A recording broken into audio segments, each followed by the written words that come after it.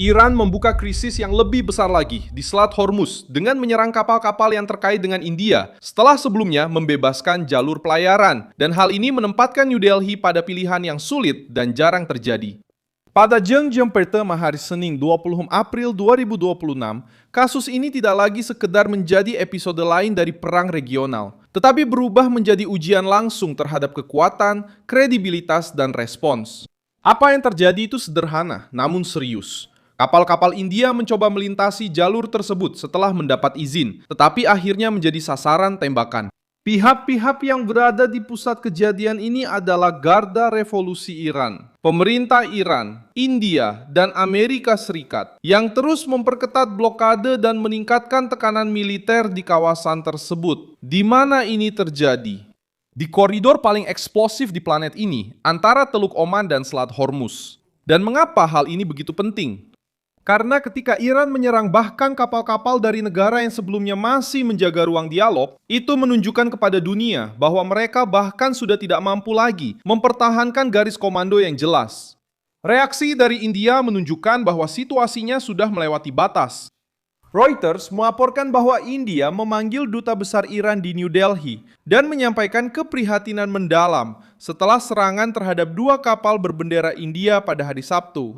Responnya sejauh ini masih berada di ranah diplomatik, tetapi dengan nada yang jauh lebih keras dari biasanya. Dan inilah inti dari cerita ini. Ketika sebuah rezim mengizinkan penyeberangan dan tak lama kemudian, militer mereka sendiri atau pasukan yang terkait dengan aparat keamanan menembak, masalahnya bukan lagi sekedar agresi eksternal, tetapi menjadi kekacauan internal.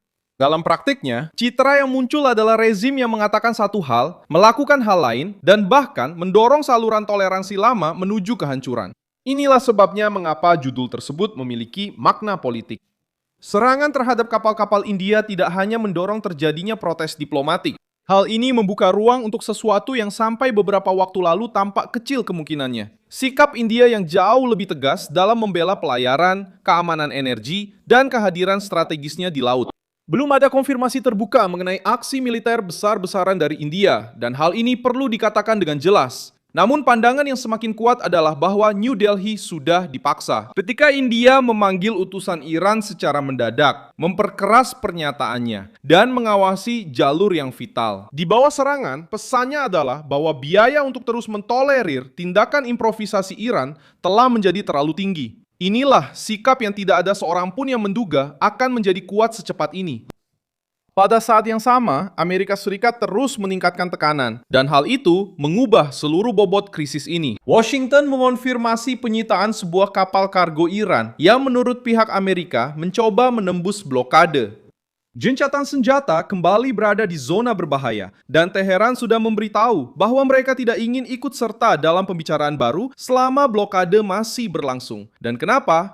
Karena Iran mencoba menjadikan Selat Hormuz sebagai alat tekanan, sementara Amerika Serikat menganggapnya sebagai pemerasan maritim yang harus dihancurkan sebelum menjadi hal yang biasa. Poin penting lainnya adalah bahwa peristiwa ini memperkuat kecurigaan adanya perpecahan di dalam sistem Iran itu sendiri. Ini menunjukkan adanya perang narasi antara para negosiator, aparat militer, dan suara-suara keras dari rezim, dengan tanda-tanda bahwa sebagian pihak berbicara untuk melonggarkan jalur itu, sementara pihak lain bertindak untuk menutup semuanya secara paksa. Kontradiksi publik antara mengizinkan lewat lalu menyerang kapal, ditambah dengan penolakan Iran untuk mengkonfirmasi kehadiran dalam negosiasi baru, justru memperkuat persepsi tersebut. Iran tampaknya terjebak di antara faksi-faksi, ketakutan internal, dan radikalisasi. Dan rezim yang terpecah dalam tingkat perang seperti ini biasanya lebih berbahaya karena bereaksi tanpa konsistensi. Di bidang militer, tekanannya juga semakin besar. Reuters sudah melaporkan kehadiran kapal induk Abraham Lincoln di wilayah tersebut, dan beberapa minggu kemudian mencatat bahwa Gerald Ford beroperasi di medan perang. Sementara George H.W. Bush dipertimbangkan untuk menggantikan Ford setelah terjadi masalah di kapal. Dengan lebih banyak aset angkatan laut, lebih banyak logistik, dan gencatan senjata yang hampir berakhir, Washington bisa kembali dengan kekuatan yang lebih besar dari sebelumnya.